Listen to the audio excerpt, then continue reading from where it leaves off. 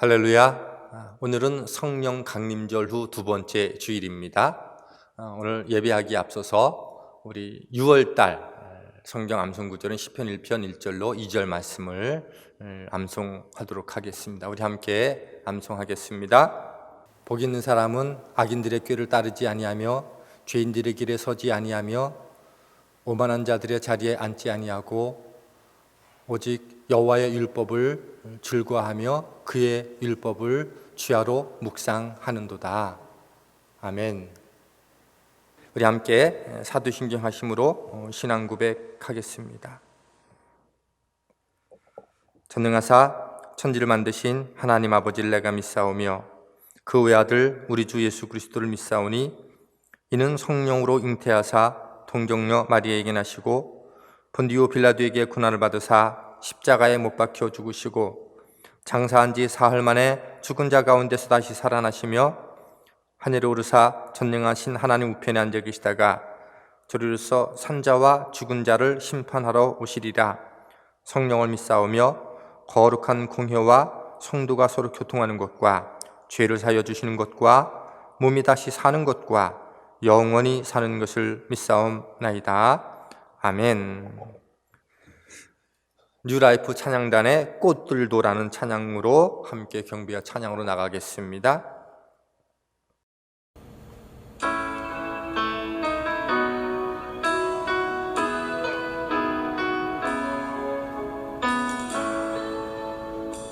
함께 찬양합니다. 이곳의 생명샘.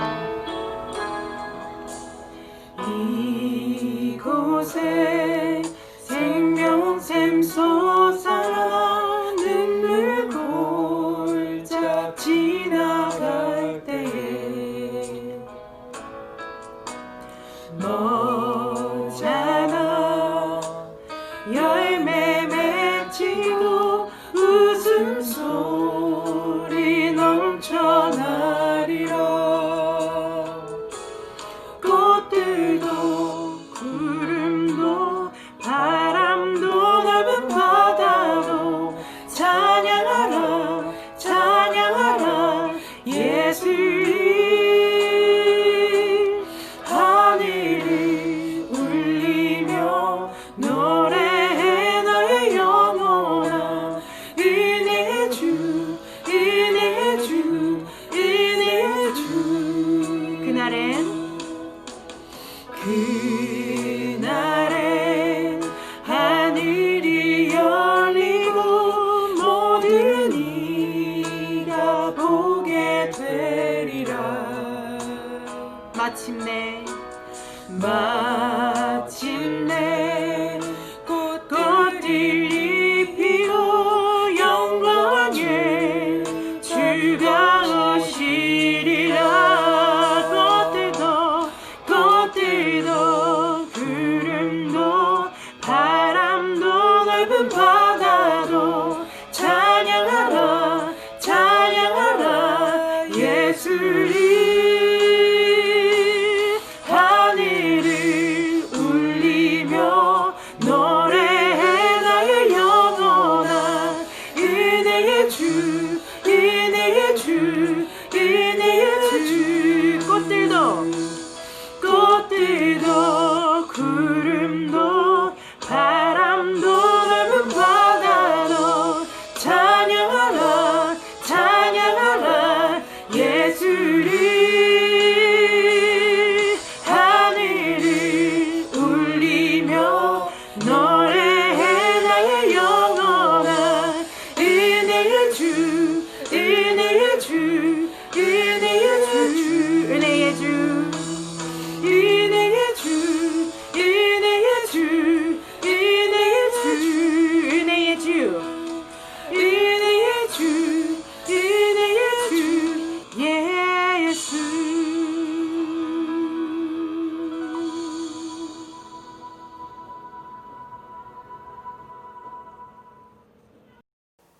오늘 예배를 위해서 조경숙 권사님께서 기도 인도해 주시겠습니다. 사랑과 은혜가 풍성하신 하나님 아버지, 오늘도 거룩한 주일을 허락하시고 교회에 모일 수는 없지만 각 가정에서 온라인을 통하여 예배를 드릴 수 있음을 감사를 드립니다. 지난 한 주간을 돌이켜보면 우리의 생각과 말과 행동이 주님의 뜻과 어긋났던 일들이 많았음을 고백합니다. 저희들의 연약함을 용서하여 주시옵소서.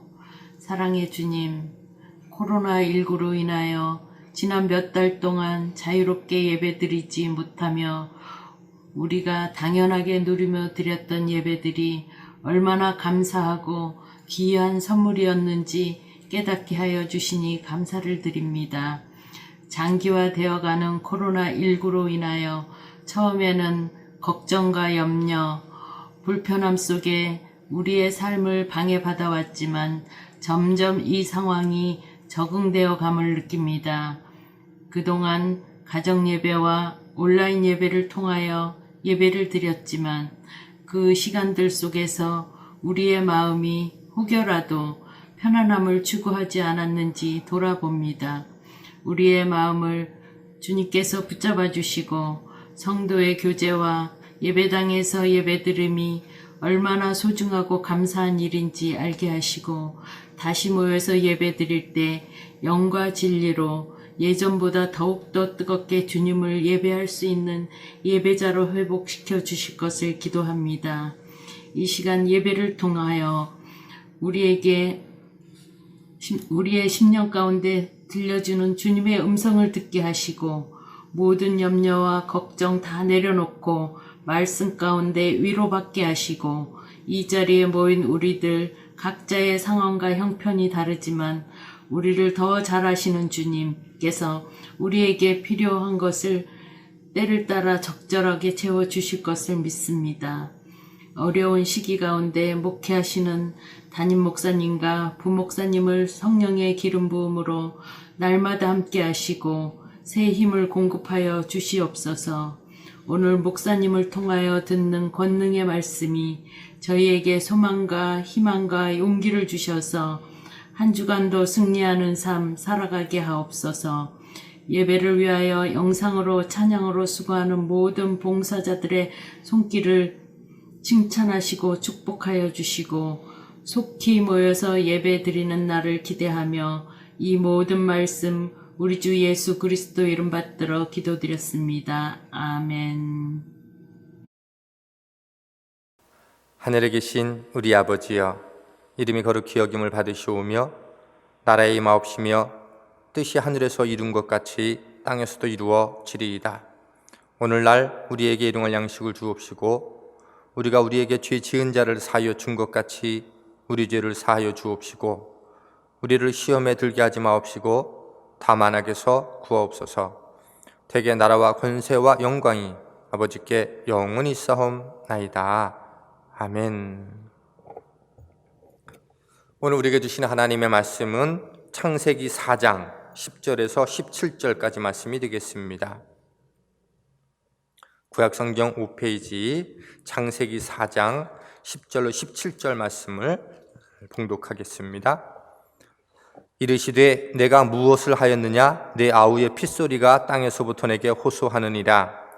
땅이 그 입을 벌려 내 손에서부터 내 아우의 피를 받았은즉 내가 땅에서 저주를 받으리니 내가 밭을 갈아도 땅이 다시는 그 효력을 내게 주지 아니할 것이요 너는 땅에서 피하며 유리하는 자가 되리라. 가인이 여호와께 이르되 아뢰되 내 죄벌이 지기가 너무 무거우니이다. 주께서 오늘 이 지면에서 나를 쫓아내시온즉 내가 주의 낯을 배웁지 못하리니 내가 땅에서 피하며 유리하는 자가 될지라. 물은 나를 만나는 자마다 나를 죽이겠나이다. 여호와께서 그에게 이르시되 그렇지 아니하다. 가인을 죽이는 자는 벌을 7배나 받으리라 하시고 가인에게 표를 주사 그를 만나는 모든 사람에게서 죽임을 면하게 하시니라. 가인이 여호와 앞을 떠나서 에덴 동쪽 놋 땅에 거주하더니 아내와 동침하며 그가 임신하여 에녹을 낳은지라. 가인이 성을 쌓고 그의 아들의 이름으로 성을 이름하여 에녹이라 하니라. 아멘. 한 주간 동안도 평안하시는 줄 믿습니다. 그동안에 이 장애물 넘기라고 하는 그 제목으로 두 번째 시간까지 가졌고 오늘 세 번째 시간으로 함께 좀 나누기를 원합니다. 그래서 제목을 가인의 성 쌓기, 각자의 인생 속에서 이 성 쌓는 일들이 우리가 좀 넘어야 할 장애물이겠다라는 생각들로 한번 좀 나누기를 원합니다. 우리는 교회에서 아름다운 신앙의 경험을 하기도 하지만 종종 쓰디쓴 경험을 하기도 합니다. 교회에서 이런 부정적인 경험을 한 사람들은요, 종종 이렇게 생각을 합니다. 내가 하나님과는 열린 관계를 갖지만 다른 사람들과는 거리를 두고 신앙생활을 하겠다, 이렇게 말을 합니다.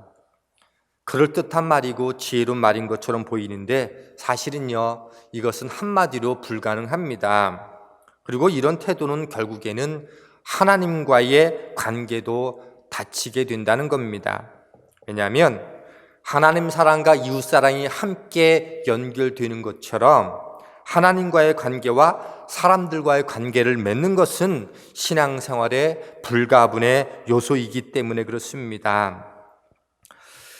그러니까 이런 거죠. 신앙이 좋은데 사람들과의 결속의 관계로 나가지 못한다? 그거는 문제라는 거죠. 사람들과 결속의 관계로 나가지 못한다는 것은 지금 나의 신앙을 한번 점검해 볼 필요가 있다, 그런 뜻입니다. 왜냐하면 창세기 2장 18절을 보면 인간은 관계를 통해서 만족을 얻도록 창조되었어요. 하나님께서 아담을 창조하시고 홀로 있는 것이 좋지 않다고 여겨서 돕는 배필을 주시고 그 관계를 통해서 풍성한 삶을 살게 하셨다는 거지요.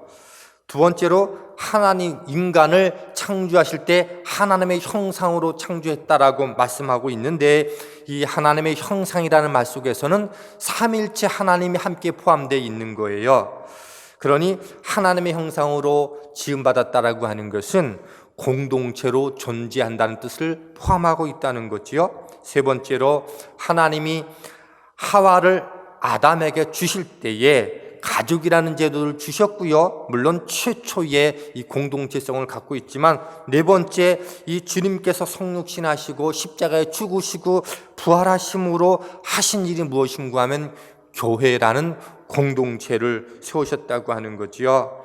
그래서 교회는 하나님을 아버지로 부르는 모든 사람들이 함께 모이는 거듭난 자들의 이 공동체라고 하는 거지요. 그런데 문제는 뭐인가 하면 이런 이 신앙생활로 함께 모인 교회가 종종 이 신앙생활을 하다 보면서 쓰디쓴 아픔과 상처를 경험한다고 하는 겁니다. 왜 그럴까요? 공동체를 깨는 독이 있기 때문에 그렇다는 거예요. 이런 말이 있어요. 완전한 교회를 발견하거든 당신은 거기로 나가지 말라. 여러분이 만일에 완전한 교회를 발견하게 되어지면 그 교회에 당신이 가서 독을 퍼뜨릴 수 있기 때문이다, 그런 말이에요. 이거를 다른 말로 말하면 모든 인간의 내면에는 이 죄인된 성향, 죄인됨의 그 요인들이 담겨 있다는 거예요. 그리고 그 죄됨의 속성들은 영향력이 크고 파급력이 거대해서 건강한 공동체까지도 깨트릴 수 있다. 그리고 이런 모든 속성은 뭐다? 모든 인간 가운데 다 똑같이 있다고 하는 거예요. 그러면 우리는 이렇게 생각해 볼 수 있어요. 그러면 좋은 교회가 된다는 것, 성경적인 교회는 과연 꿈일까? 희망으로만 존재하는 걸까? 라는 생각들을 해볼 수 있어요. 물론 이 세상에서 완전한 교회를 우리는 이루지 못할 거예요. 그러나 하나님은 완전을 향해서 가는 우리의 선한 싸움을 무모하다고 하지 않으신다는 거예요. 오히려 이 싸움을 치열하게 싸우라고 말씀하고 계시고요. 이 싸움은요, 평생 동안 우리가 싸워야 할 싸움이라는 거예요. 좋은 교회는, 성경적인 교회는 그저 꿈이 아니라 모든 그리스도인에게 하나님이 주신 공동의 목표이고 비전이에요. 우리는 인생의 한순간에 예수님을 닮아갈 수는 없어요. 그러나 예수님을 한순간에 닮아갈 수 없다는 것 때문에 예수님을 닮아가는 것을 포기할 수 없는 것처럼 우리가 건강하고 좋은 교회 성경적인 모델을 이루어가는 것은 똑같이 포기할 수 없는 목표가 돼야 한다고 하는 겁니다. 교회는요, 상처와 갈등이 있어요. 그리고 이 교회를 통해서 모든 사람은 저마다 한두 가지 혹은 그 이상의 아픔들을 다 가지고 있어요. 그리고 이것이 교회의 엄연한 실정입니다. 그럼에도 불구하고 저는 성경적인 공동체를 이루는 이 비전을 방해하는 우리의 내부에 존재하는 죄악된 경향성들에 대해서 함께 말씀을 나누면서 우리가 때가 되면 다시금 현장에서 예배를 드리게 될 터인데 이전에 가졌던 우리 속에 있었던 이 공동체를 깨트리는 결속의 문제가 무엇인지를 한번 점검하면서 다시금 현장에서 모여 예배를 드리게 될 때 이전과는 전혀 다른 모습들을 가지고 예배를 드리면 좋겠다. 그 마음으로 오늘 말씀을 함께 나누기를 원합니다. 오늘 본문은 가인의 이야기입니다. 이 가인은 제사 문제로 빚어진 갈등으로 인해서 동생 아벨을 죽였고요. 하나님의 심판을 받게 됩니다. 여기서 하나님의 심판의 메시지의 핵심을 읽어낸 일이 너무도 중요해요.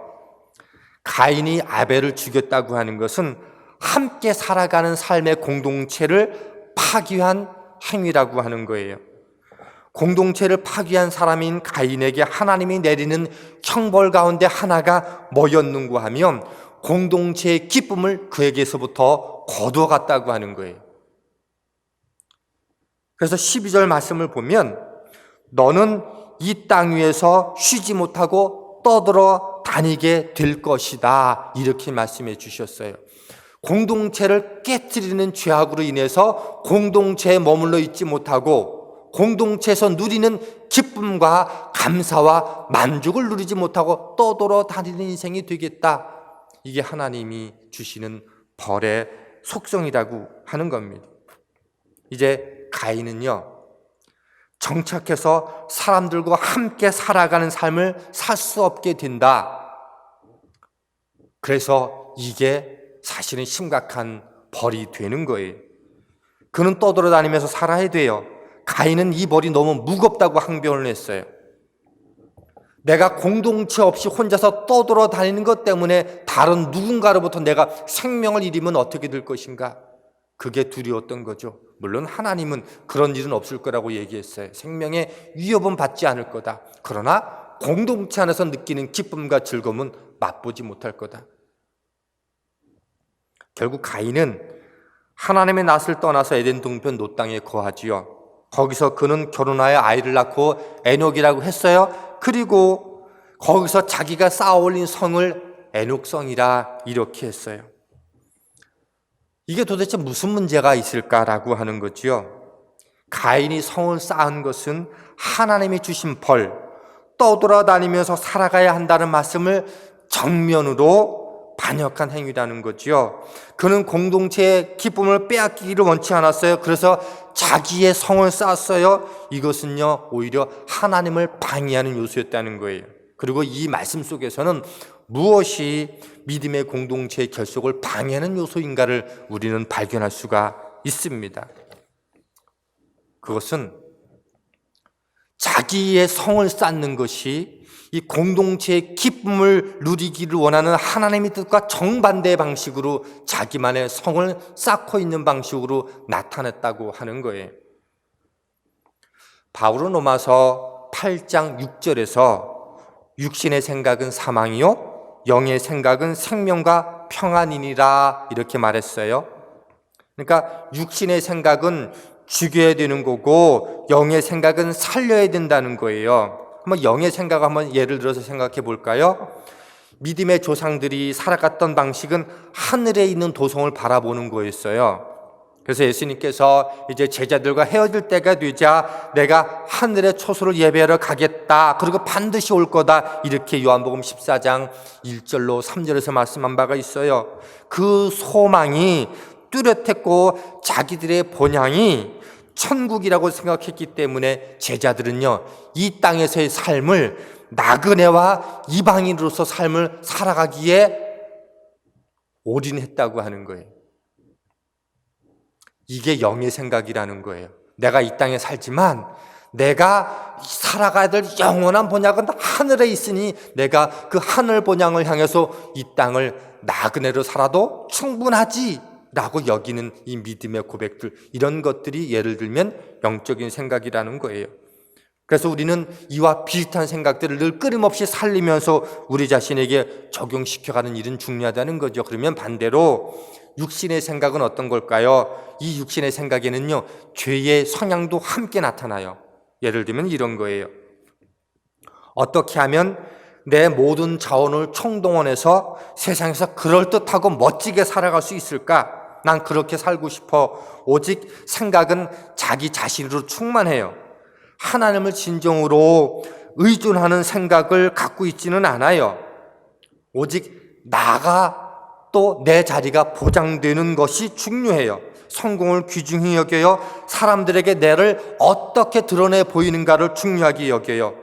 내 속은 어떻든 간에 그럴듯하게 보이면서 살아가는 것이 이 사람들에게는 중요해요. 이게 다 어떤 특징이다? 자기만의 성을 쌓고자 하는 사람들이 갖고 있는 특징이라는 거예요.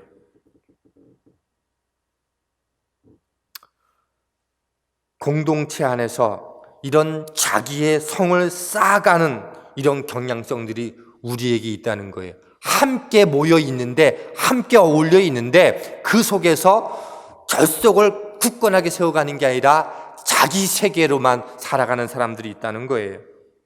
성도는 내 안에 이런 성향이 있음을 아프게 생각을 하고 마음을 찢고 회개하게 돼야만 되는 거예요. 그런데 이런 회개가 뭐예요? 육신의 생각을 죽이는 방식이라고 하는 거예요. 그러니까 공동체의 결속을 깨는 것은요, 우리 안에 있는 죄의 성향이라는 겁니다. 거짓된 결속을 만들려는 태도가 바로 성을 쌓는 태도라는 거예요. 가인이 그랬다는 거예요. 공동체로부터 벗어난 게 두려워. 그런데 그러면 하나님이 꿈꾸시는 공동체가 아니라 나를 생각하고 나를 인정받고 나를 생각하는 자기만의 성을 쌓고 나를 인정해 주지 않으면 언제든지 다른 사람을 가차없이 짓밟아 버리는 것, 내 삶의 안정에도 없이 만들어가는 것, 그게 간이 쌓아놓은 성이었다는 겁니다. 최고의 관심사는요, 나를 증명하는 거예요. 일 자체, 예를 들면 그런 거예요. 일 자체의 의미, 내 앞에 있는 사람에 대한 의미를 묻지 않고 끊임없이 묻고 질문하는 게 뭐인가 하면 어떻게 하면 일을 잘할 수 있을까? 그에게는 모든 것이 일이 전부예요.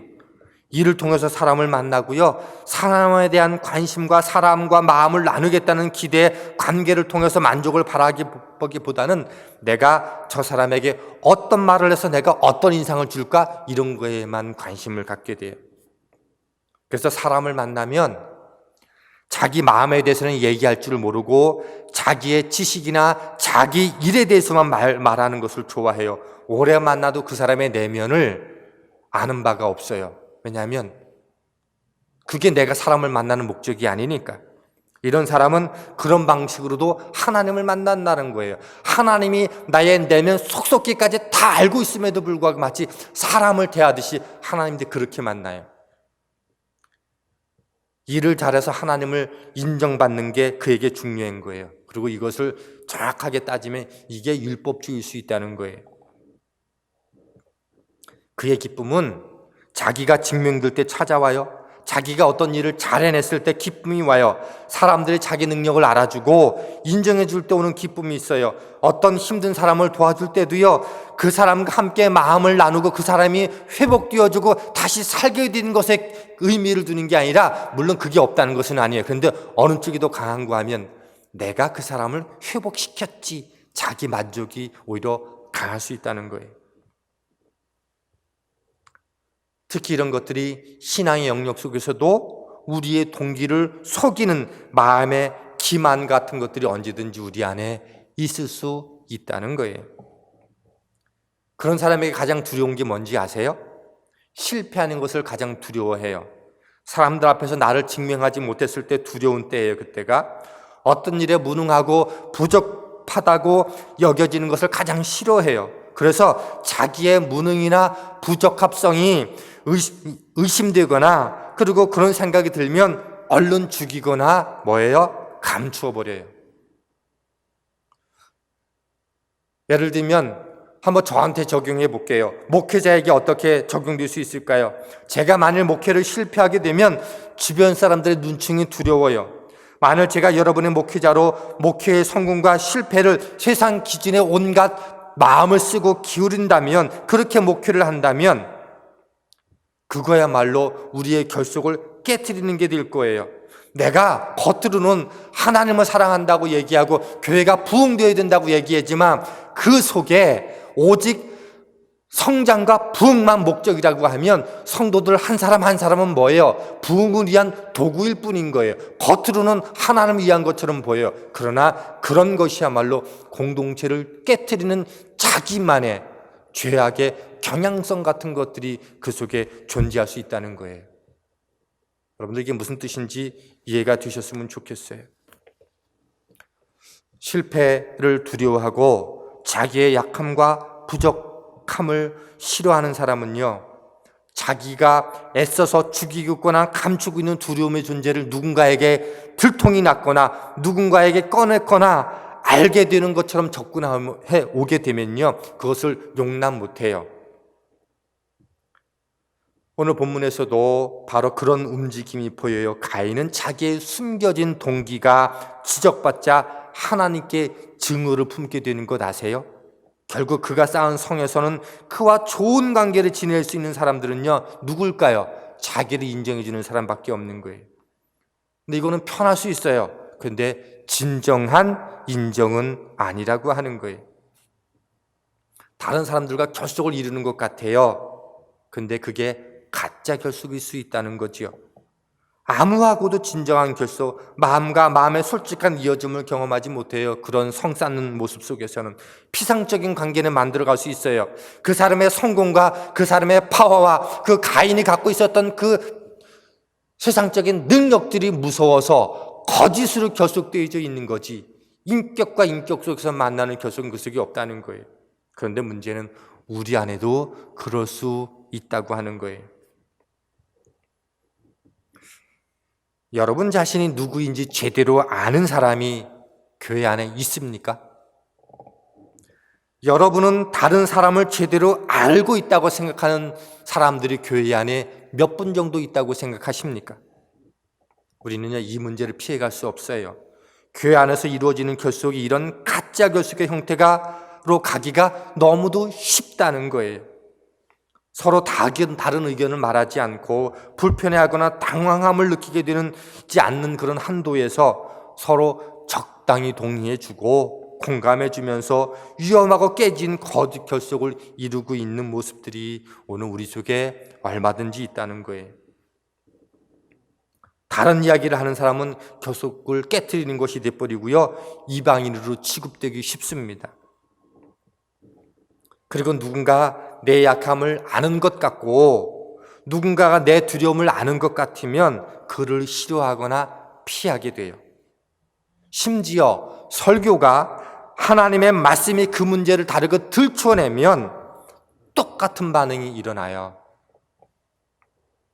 교회 생활을 하다 보면 피체 편한 사람들끼리 관계가 형성되는 경우가 많아요. 이것이 교회 안에 모든 관계들 속에서 고착된다면 그것은 비극인 거죠. 여러분 자신을 한번 돌아보십시오. 내가 편안하게 느끼는 사람이 몇 사람 있으면 여러분 교회 생활을 편안하게 할 수 있을 거라고 생각합니까? 아니면 그것이 없어서 불편해서 또 거리를 유지하십니까? 편안하게 느끼는 사람이 몇 사람이 있다면 나는 이 교회에서 신앙생활을 하는 것이 불편하지 않다고 여러분은 생각하십니까?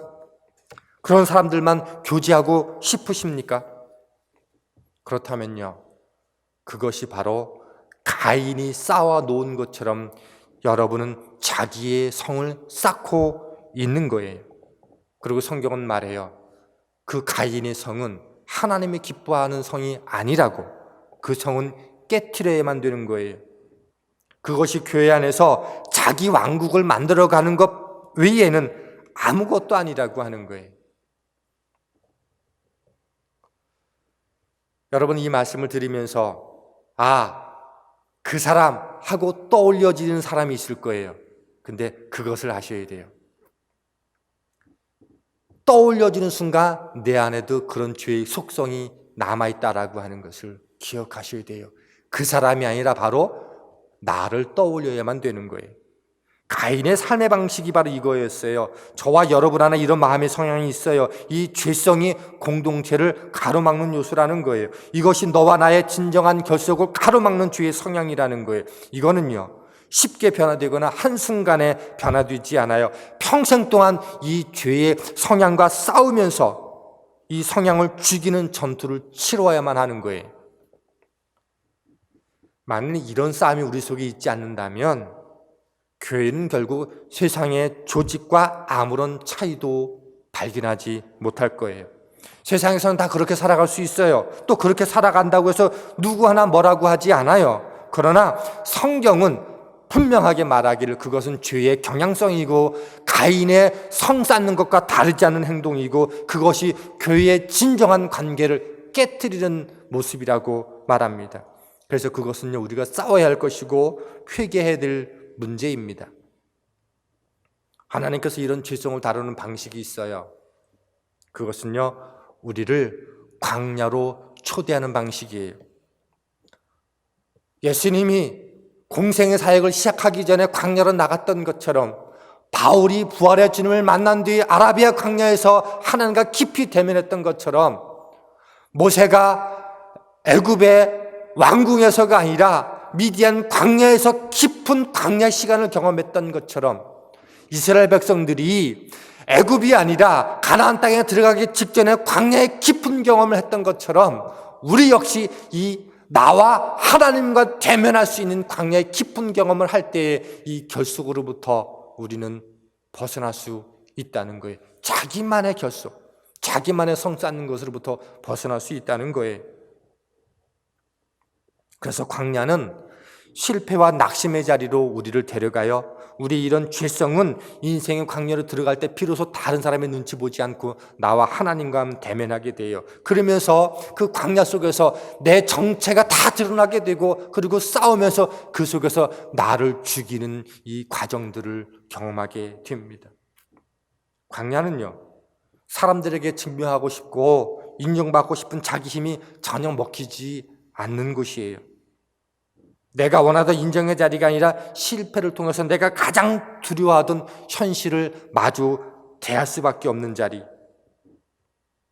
우리는 그런 자리를 다 대면해서 서야만 돼요. 그래서 광야에 오게 되면 지금까지 내가 맺어온 모든 거짓 결속들이 가짜였음을 알게 되는 은혜의 기회를 얻게 될 겁니다. 물론 깨달았다고 내가 그렇게 나가는 것과는 별개의 문제라고 생각합니다. 저는 코로나19로 인해서 우리가 가정이라는 곳에 오랫동안 머물러 있는데 저는 이 가정이라는 곳을 우리의 광야로 깊이 있게 고민하고 대면하는 시간들로 가질 수 있으면 좋겠다 싶습니다.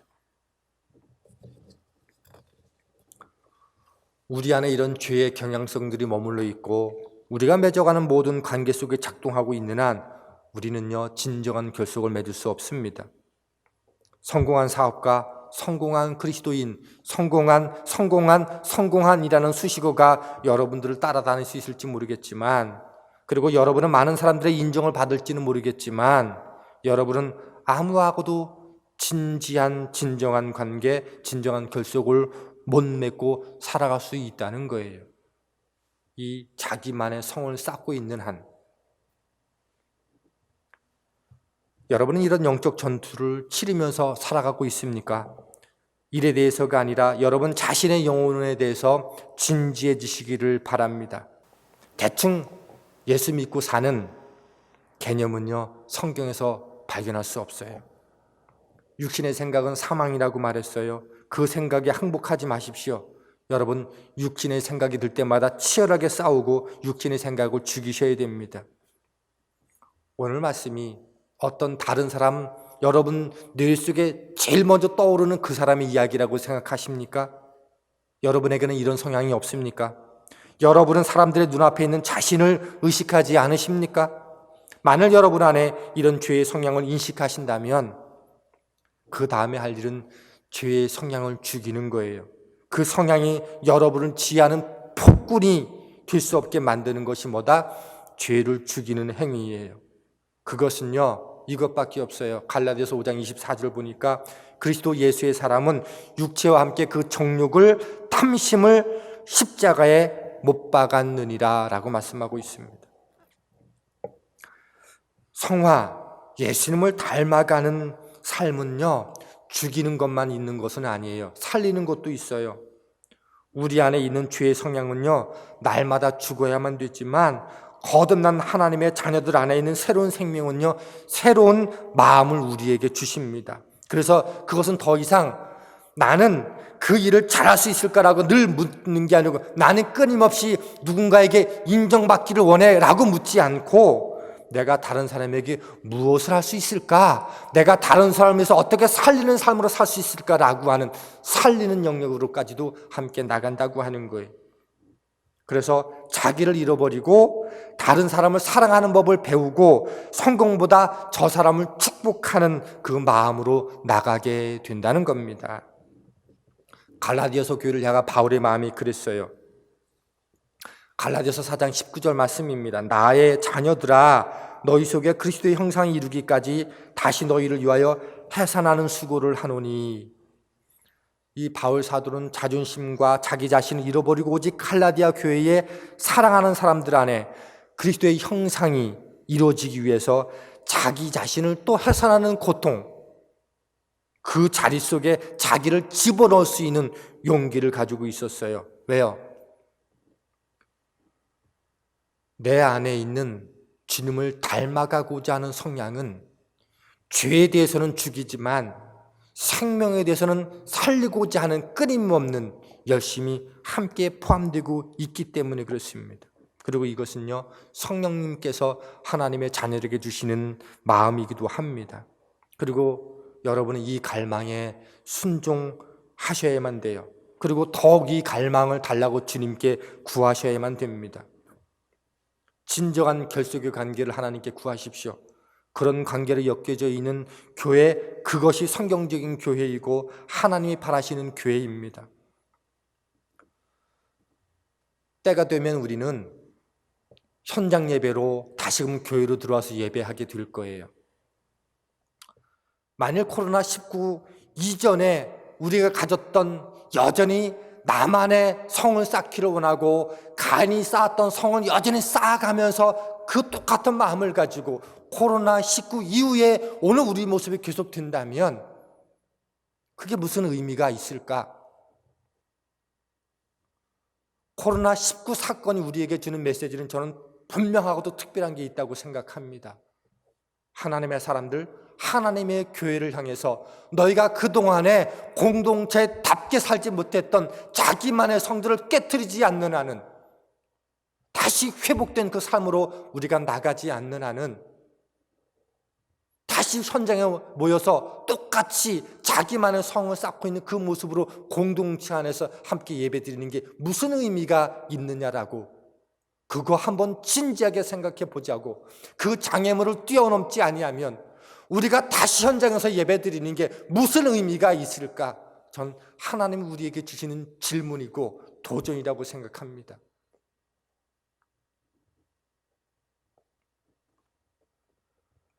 저는 코로나19가 우리 그리스도인들에게 주는 분명한 메시지가 있다고 생각합니다. 아니, 코로나19가 주는 메시지가 아니라 하나님의 백성들에게 주는 메시지가 있다고 생각해요.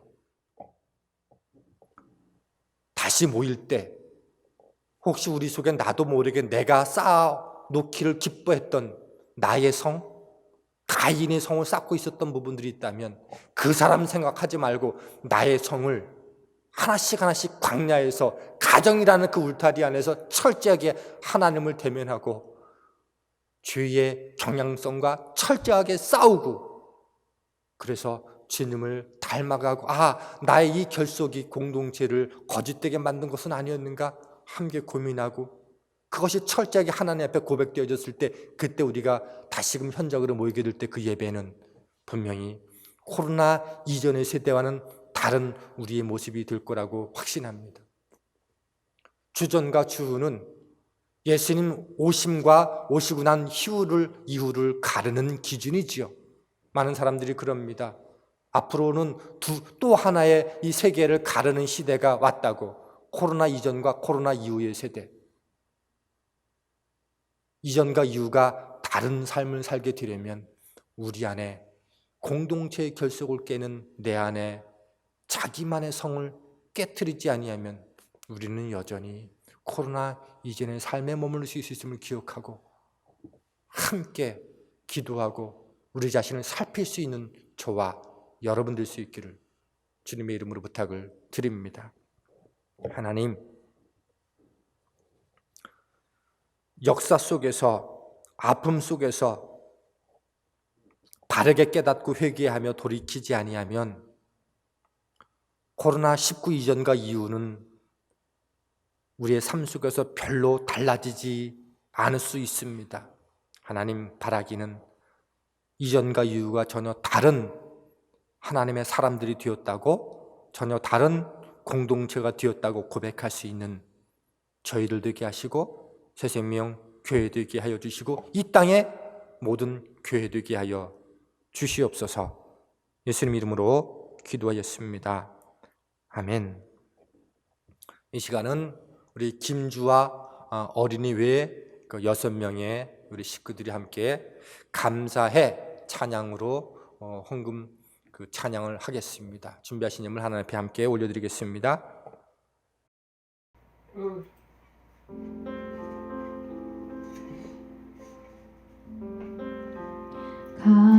감사해 시험이 다가올 때에 주께서 인도하시니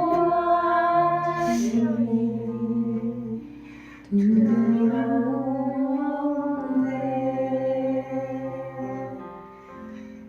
또 감사해 고통이 찾아올 때 주께서 지켜주시니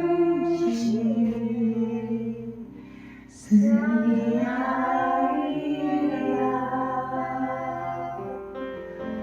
나의 모든 생활 속에서 주님이 함께 하시니 주의 성령 나를 인도하시니 시험이 나를 찾아올 때 주님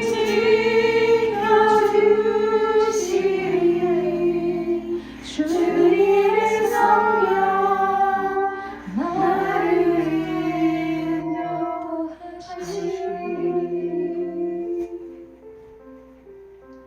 또 감사해 시험이 닥쳐올 때 주께서 인도하시니 두려움 없네. 또 감사해 고통이 찾아올 때 주께서 지켜주시니 승리하리라.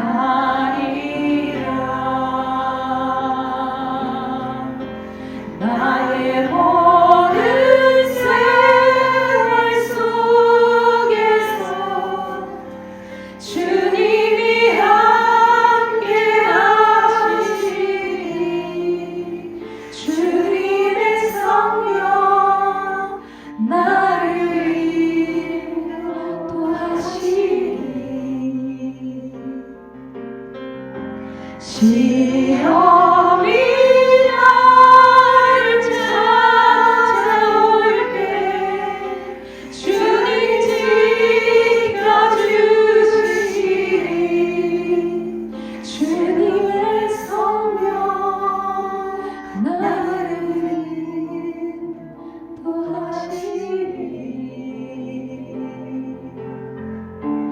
모두 감사해. 실망 속에서 새 힘을, 새로운 용기 주시니 주께 감사해.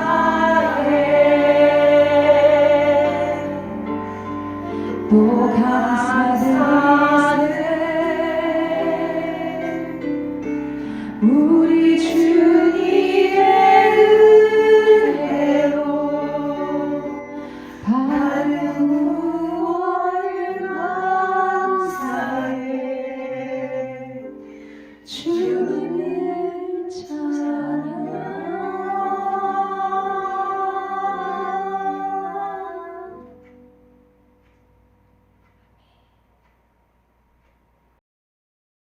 봉헌기도하겠습니다. 생명의 주님, 역사를 주관하시는 주님, 오늘 가정에서 예배를 드리며 경건의 옷을 준비하고 경건의 예물을 준비하고 마음을 준비하여 하나님 앞에 예배자로 선 한 분 한 분의 마음과 삶을 기쁘게 받으시고 그 예배를 아벨의 제물처럼 받으셨는 줄 믿습니다.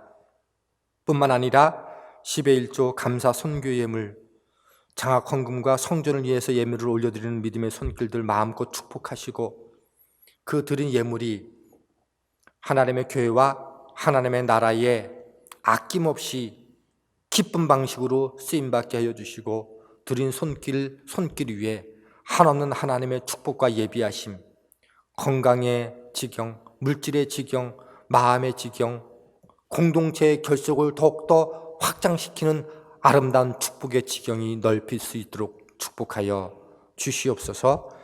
예수님 이름으로 기도하였습니다. 아멘. 한 주간 동안도 평안하셨는 줄 믿습니다.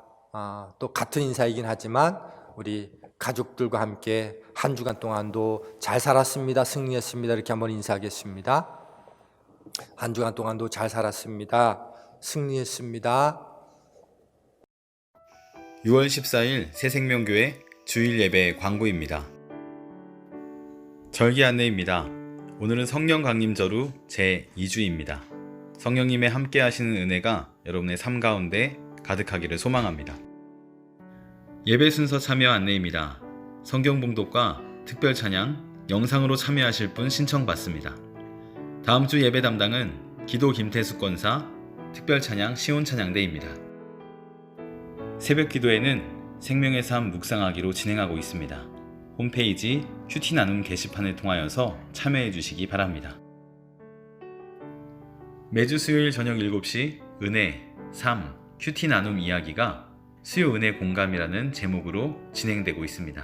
많은 은혜 받으시기 바랍니다. 교회 학교에서는 매주 토요일 영상 말씀 묵상으로 자녀들을 찾아가고 있습니다.